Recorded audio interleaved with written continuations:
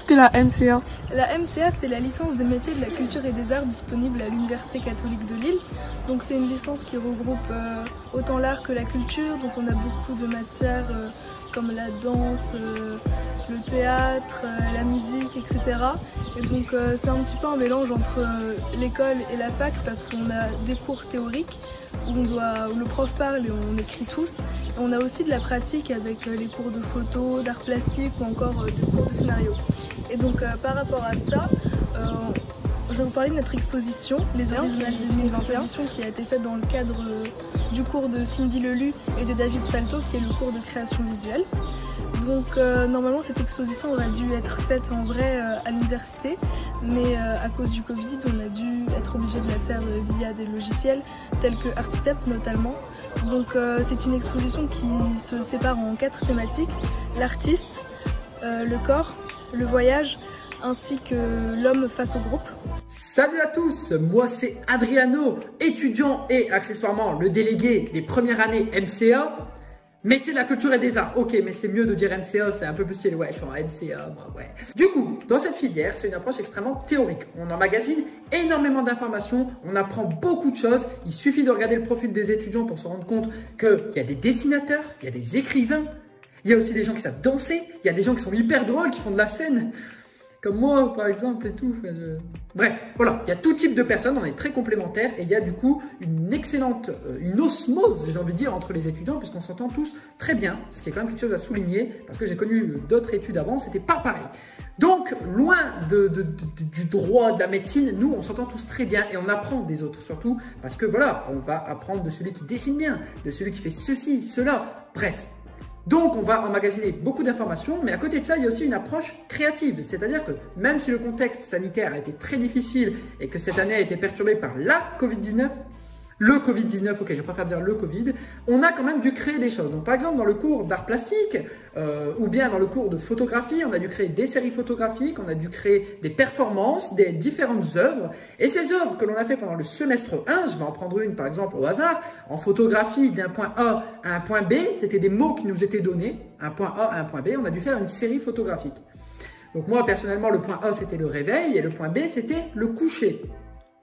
J'ai décidé de faire la journée type durant le confinement d'un étudiant. Donc, c'était le confinement de novembre. Ce n'était pas un sujet très joyeux, mais voilà, j'ai fait plusieurs photos de ma journée pour montrer, pour représenter ma journée en confinement. Ça, c'était mon projet. Et aujourd'hui, durant le semestre 2, avec tous les projets de tous les étudiants, on a préparé une énorme exposition sur Artsteps, magnifique logiciel, un peu dur à prendre en main au début, mais qui nous a permis de créer une magnifique exposition. Vous marchez, hop, et vous voyez les œuvres de chacun.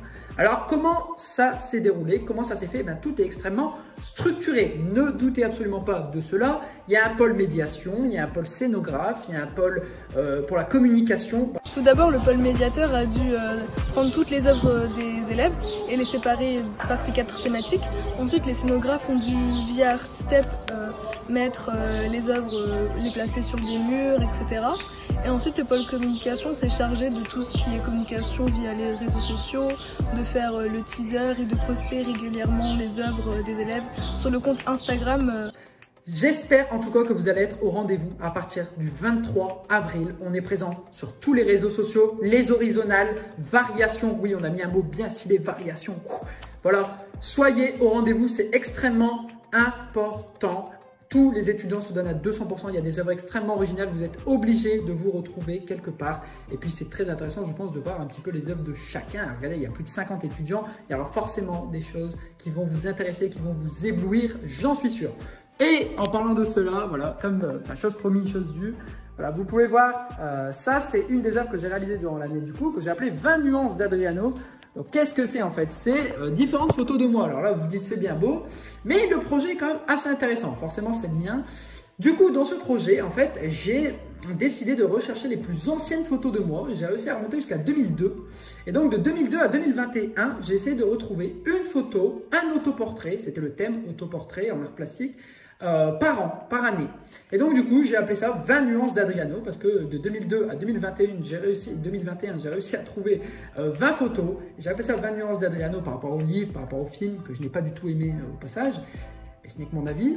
Et donc du coup, ça se retrouve du coup dans l'exposition. Vous pourrez retrouver cela dans l'exposition. Et le but étant de voir comment j'ai évolué, voilà, surtout au niveau physique. Et on sent aussi que j'ai bien pris de la confiance en moi. Ne ratez surtout pas cette exposition le 23 avril. C'est disponible partout. N'hésitez pas à poser vos questions, que ce soit à moi ou à d'autres étudiants de la MCA. Ils sauront vous répondre. C'est très important pour nous. Ciao, ciao. L'exposition sera bientôt disponible sur l'Instagram de la FLSH et de la licence métier de la culture et des arts. Je vous laisserai aller checker ça. Salut!